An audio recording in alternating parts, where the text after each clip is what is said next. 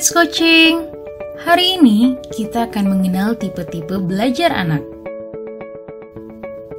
Kenapa ya kita perlu mengenal tipe-tipe belajar anak? Karena banyak sekali kendala yang seringkali kita alami atau kita jumpai saat proses belajar, terutama pada anak yang berkebutuhan khusus. Meskipun banyak faktor yang memengaruhinya, setiap individu memiliki kelemahan dan keterbatasan dalam penerimaan proses belajar. Maka dari itu, supaya memudahkan proses belajar, kita harus tahu terlebih dahulu gaya belajar seperti apa yang sesuai dengan anak. Nah, kira-kira gaya belajar apa saja ya yang bisa digunakan? Ada 3 gaya belajar.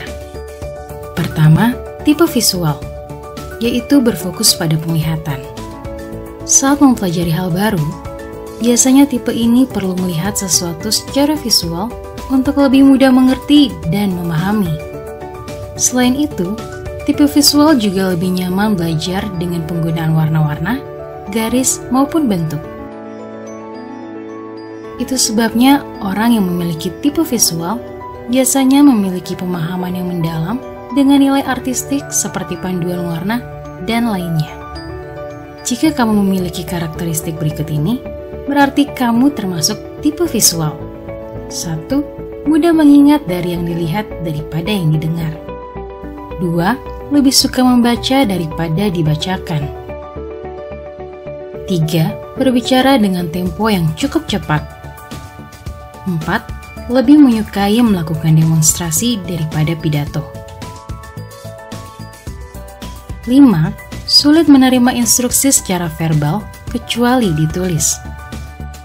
6. Tidak mudah terdistraksi dengan keramaian.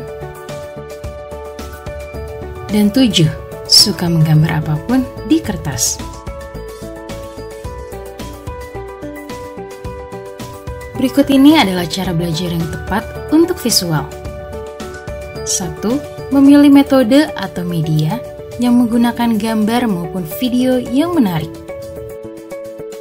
2. Memilih buku bacaan yang ada gambar atau ilustrasi, jadi tidak sekadar tulisan saja.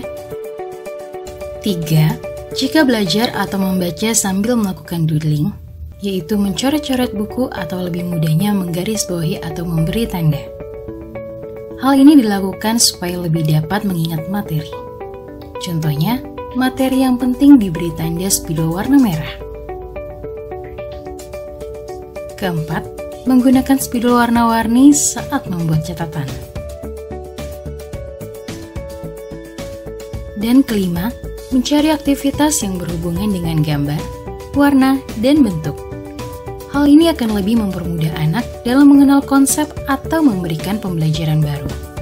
Kedua, tipe auditory, yaitu gaya belajar yang mengandalkan pendengaran sebagai penerima informasi dan pengetahuan.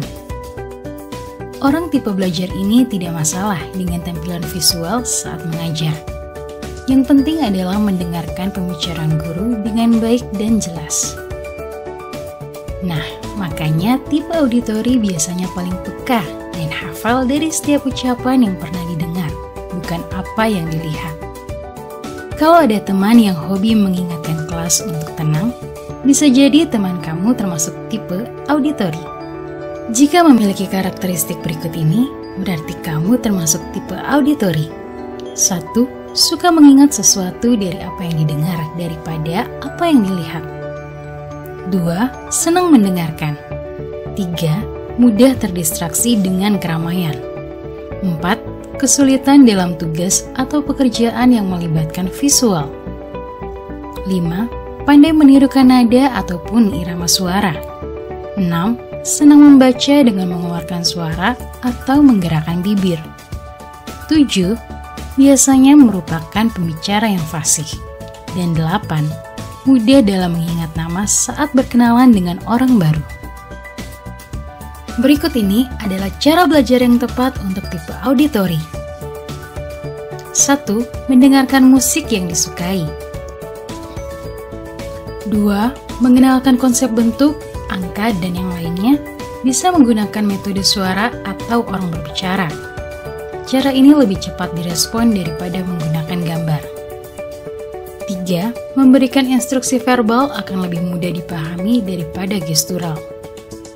Dan 4. Saat belajar mencoba meminimalisir suara dari luar karena anak akan mudah terdistraksi atau terganggu dengan suara yang lain. Dan yang ketiga adalah tipe kinestetik. Gaya belajar ini menyenangi belajar yang melibatkan gerakan. Biasanya orang tipe ini merasa lebih mudah mempelajari sesuatu tidak hanya sekadar membaca buku, tetapi juga mempraktikkannya. Dengan melakukan atau menyentuh objek yang dipelajari akan memberikan pengalaman tersendiri bagi tipe kinestetik.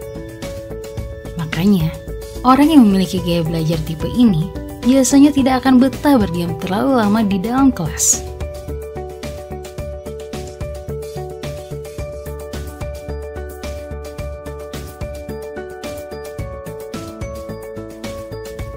Yuk kita lihat apa saja karakteristik anak dengan tipe kinestetik.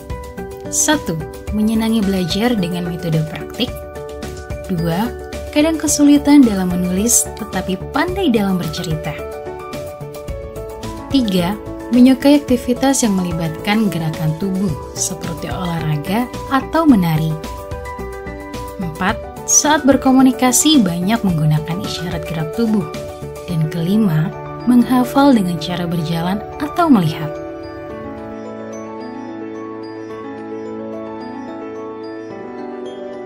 Cara belajar yang tepat untuk tipe kinestetik adalah belajar menggunakan media orang-orangan seperti mungkin anggota keluarga atau tokoh idola yang anak sukai, kemudian sambil memainkan peran. Contoh, jika ingin mengenalkan buah atau macam konsep yang lainnya, anak diajak bermain orang-orangan yang sudah dibuat. Ayah pergi ke minimarket sambil menggerakkan toko yang sudah dibuat tadi menuju ke minimarket. Setelah tiba di dalam minimarket, ayah mengambil 2 buah apel dan jeruk. Kemudian sambil anak diajak berinteraksi dengan ditanya mana yang buah jeruk, mana yang apel, bisa juga menanyakan jumlahnya sambil belajar berhitung. Selain itu, tipe kinestetik juga dapat belajar sambil melakukan aktivitas yang melibatkan gerakan, misalnya sambil berjalan atau gerakan sederhana. Melatih anak atau anak dengan berkebutuhan khusus bisa dibantu dengan mengenal gaya belajar yang sudah dijelaskan tadi, sehingga akan lebih mempermudah menyampaikan materi. Misalnya, jika anak lebih cenderung memiliki gaya belajar visual, kemudian kita menyampaikan materi dengan verbal atau suara, maka respon yang ditunjukkan akan sedikit lama.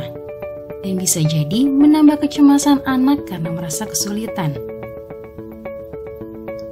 Berbeda jika kita memberikan gambar-gambar untuk menyampaikan materi, maka akan lebih mempermudah anak dengan tipe gaya belajar visual.